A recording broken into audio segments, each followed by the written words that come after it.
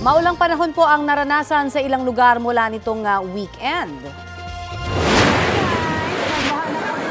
Lumaragas ang baha ang namerwisyo sa barangay Kugman noong Sabado sa Cagayan de Oro City. Kabilang sa mga binaha ang talipapa roon. Napalitan ang ilang residente napilitan pong suungin ng ilang mga residente doon ang abot tuhod na baha. Naging pahirapan din ang biyahe ng mga motorista. Halos pasukin na ng tubig ang mga dumaraang sasakyan. Sa Davao City, humambalang ang ilang punong nabuwal sa barangay Mapula. Pansamantalang hindi nadadaanan ng ilang kalsada at nakabantay po ang LGU sa posibleng epekto ng pag-ulan sa lugar. Dahil pa rin po sa pag-uulan, matinding baha ang naranasan sa Calamba, Laguna. Nagresulta yan sa matinding traffic sa South Luzon Expressway exit. Kaninang umaga naman sa Quezon City, nakaranas din po ng pag-ulan tulad sa Commonwealth Avenue. Ayon sa Pag-asa, ang nararanasang pag-ulan sa mga nabanggit na lugar ay dahil sa umiiral na hanging habagat.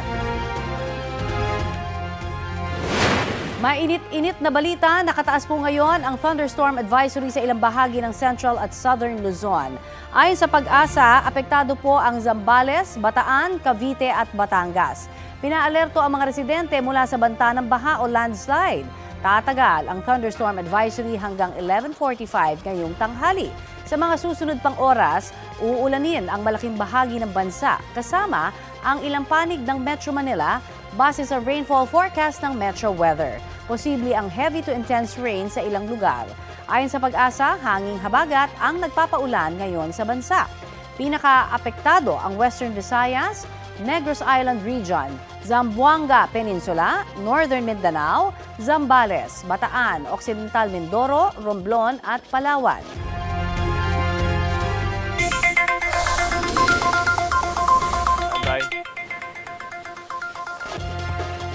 Isa pang mainit-init na balita, matapos ang 2 linggong magkasunod na oil price rollback, may taas presyo ulit sa mga produktong petrolyo bukas.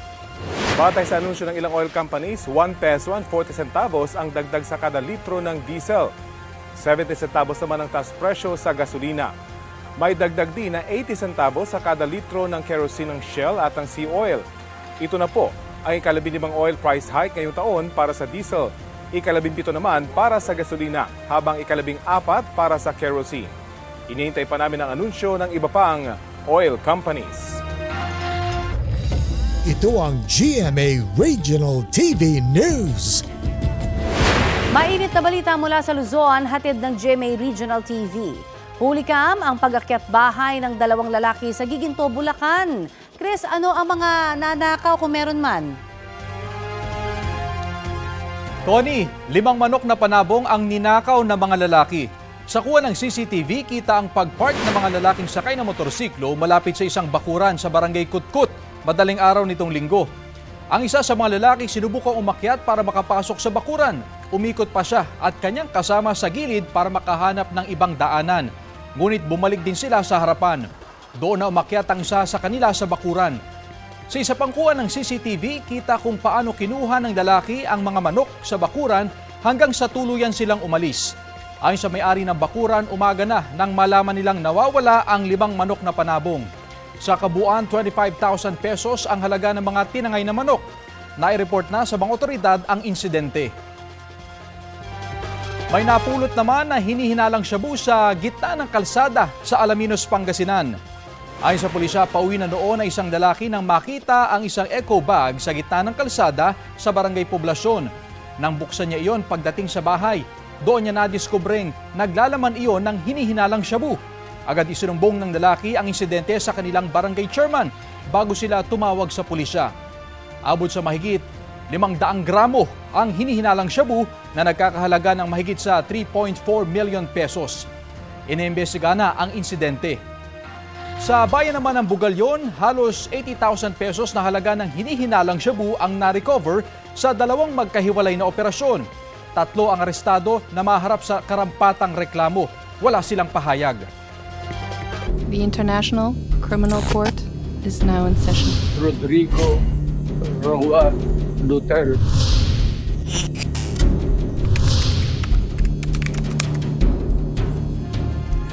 Mahigit 2 buwan bago muling humarap sa International Criminal Court, patuloy ang paghahanda ng defense team ni dating Pangulong Rodrigo Duterte. Kabilang po sa mga pinaghahandaan ang mga posibleng tumayong saksi laban sa dating Pangulo.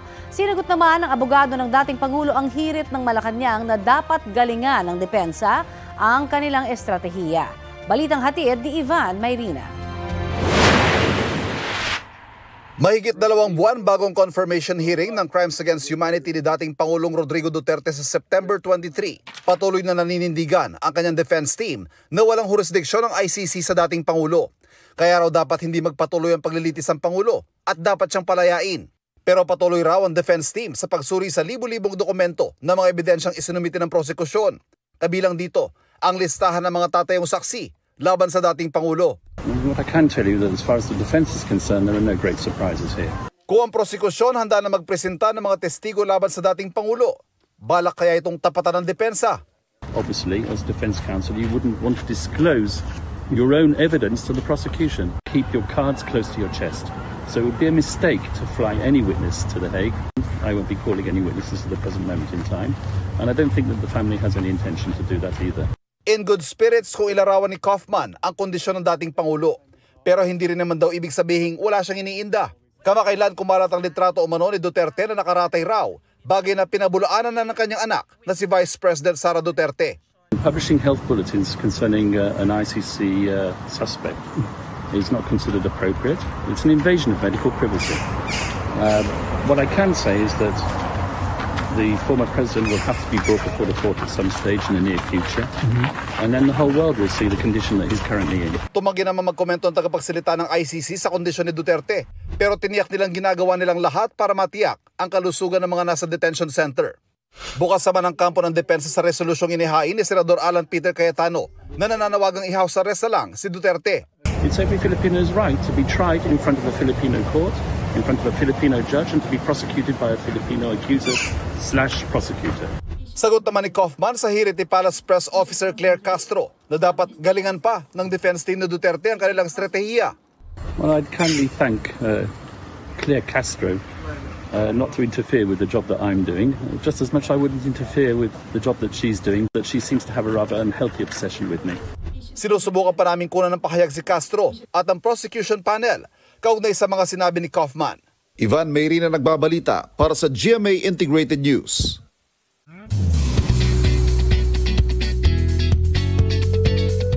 Happy Monday mga mare at pare! AK League Field Weekend ang hatid ng pagbabalik Pilipinas ni South Korean superstar Park Seo-joon.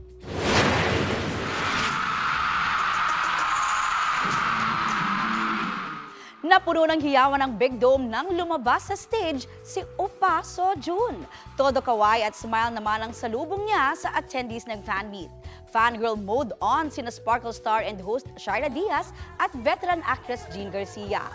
K-League vibes din ang na-feel ni Beauty Empire star Kailin Alcantara at its Showtime host Ann Curtis. Nabigyan din ng pagkakataon ng ilang lucky fans na maka-interact si PSG. Asan yung kasama nung tumira sa akin? Umalis na po, nandun nagpunta. Asan yung bala? Nagsisisi nga raw ang lalaking yan sa labas ng nagsisigaw ang lalaking yan sa isang tindahan sa Lucena, Quezon. Ang lalaki tila may hinahanap habang tinututukan ng baril ang mga tao sa loob ng tindahan. Ilang beses din siyang nagbanta at pinagsisipapa ang harapan ng tindahan hanggang sa paputukin niya ang baril. Agad namang kinandado ng nagbabantay sa tindahan ang harang tsaka tumakbo papasok. Umalis din kalaunan ang lalaki. Batay po sa investigasyon ng pulisya, lasing ang nagwalang patrolman na nakadestino sa Lopez, Quezon. Bumibili raw noon ng yelo ang suspect pero biglang nanutok ng baril nang may dumating na bibili ng sigarilyo. May 2 customer pa raw na pinagbantaan ang pulis. Nakapiit na sa Lucena Custodial Facility ang suspect matapos isuko ng kanyang kapatid. Nabawi rin sa pulis ang ginamit niyang baril sa insidente. Nakaharap sa patong-patong na reklamo ang suspect na wala pang pahayag. Nasa gate ng mga otoridad sa Lapas, Tarlac ang 3 aso na pinag-aaway umano para sa illegal dogfight. Inaalam na kung konektado sa mas malaking grupo ang nahuling suspect na wala pang pahayag. Balitang hatid ni Jamie Santos. Makikita sa video ang dalawang aso na pinag-aaway sa isang illegal na dogfight sa loob ng isang estrukturang kahalintulad ng sabungan. Kita rin ang ilang individual na nanonood sa madugong labanan.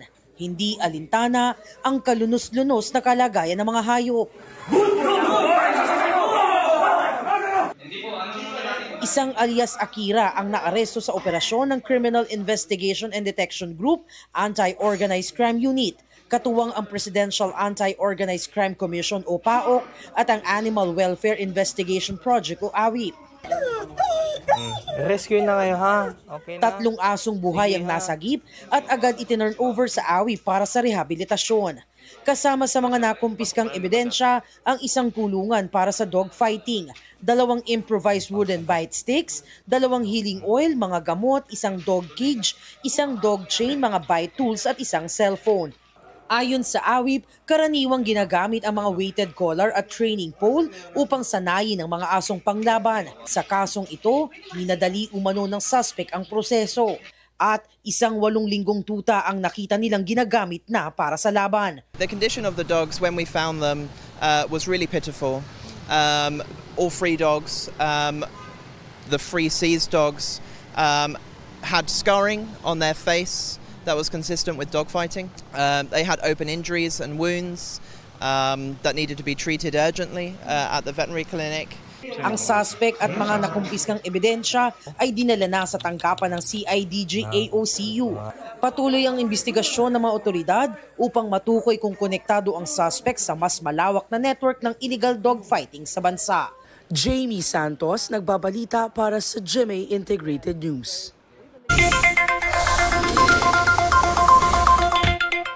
Tila tinik sa lalamunan ng mga mamimili at nagtitinda ang presyo ngayon ng ilang isda sa palengke.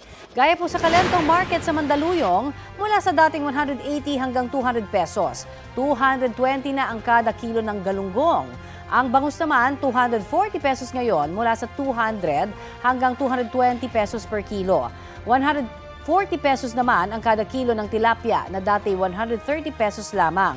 Ayon sa mga nagtitinda, bunsod po yan ng kakaunting supply ng isda ngayong maulan ang panahon.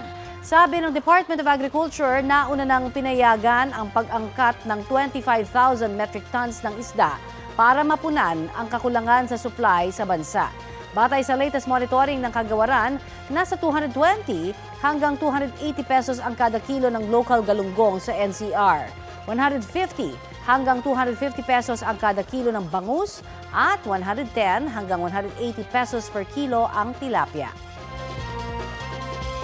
Magandang balita para sa mga taga Laguna at Quezon, may bumabiyahe na muling tren sa rutang Calamba-Lucena.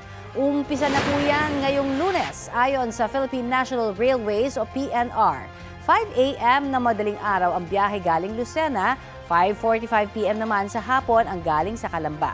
Magbababa at magsasakay rin ito ng mga pasahero sa mga istasyon sa Sariaya, Lutucan, Candelaria, Tiaong, San Pablo, Iri, College, Los Baños, Masili at Pansol.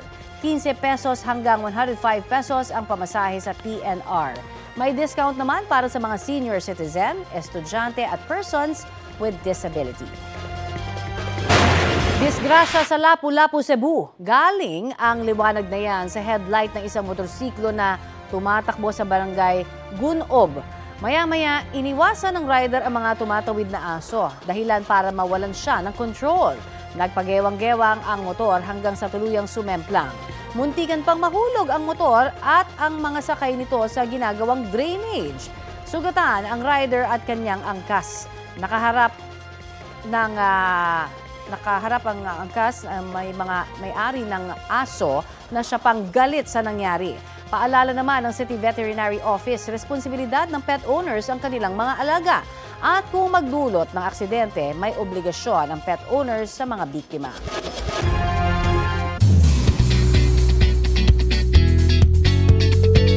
Pasasalamat at pagbibigay halaga sa mga naging sakripisyo ang ilan sa naging laman ng speech ng ilang GMA executives sa Beyond 75, the GMA 75th Anniversary Special. Nagsama-sama rin ang mga malalaking bituin at kilalang personalidad ng network sa selebrasyon. Ang latest hatid ni Athena Imperial. Shining and extraordinary ang all-out performances ng mga Kapuso stars sa Beyond 75, the GMA Anniversary Special. Isa sa highlights ng program ang playful at modern rendition ni Alden Richards at Michael V ng SB19 hit song na Dungka. Nang harana naman si Dingdong Dantes kasama ang bandang Ben and Ben.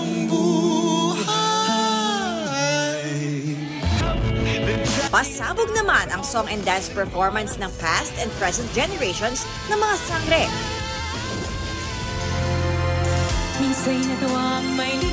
Sa pag-awit ni Aisel Santos at Christian Bautista, kinilala ang mga mamamahayag ng GMA Integrated News and GMA Public Affairs. Binigyang pugay din ang ilang pumanaw na icon sa mundo ng showbiz at news industry. Nag-ala Lady Gaga at Bruno Mars naman sina Julian San Jose at Sam Concepcion sa kanilang powerful duet. Di rin nagpahuli ang PBB Celebrity Collab Edition housemates with their live and virtual performance. Sa pagdiriwang ng Diamond Anniversary ng Kapuso Network, inalala ni GMA Network Chairman Attorney Felipe L. Gozon ang humble beginnings ng GMA. From the very beginning, we were fearless. And that spirit still lives in everything we do. Our rise as the country's most trusted and most awarded network wasn't easy. But it was based on solid foundation, built by journalists, editors, storytellers, dreamers, believers, and a nation that never stopped tuning in. Nagpasalamat si GMA Network President and CEO Gilberto R. Duavit Jr. sa mga bumubuo ng network, gayon din sa mga naging bahagi ng 75 years journey ng GMA. GMA is where we all belong. We have laughed, cried, learned, and grown together. We were there to celebrate our country's triumphs over adversaries and threats. As we look beyond 75, we venture into a new frontier while embracing a future of even greater challenges with hearts full of gratitude and optimism in the pursuit of the same excellence that has brought us to this remarkable evening together. Athena Imperial, nagbabalita para sa GMA Integrated News.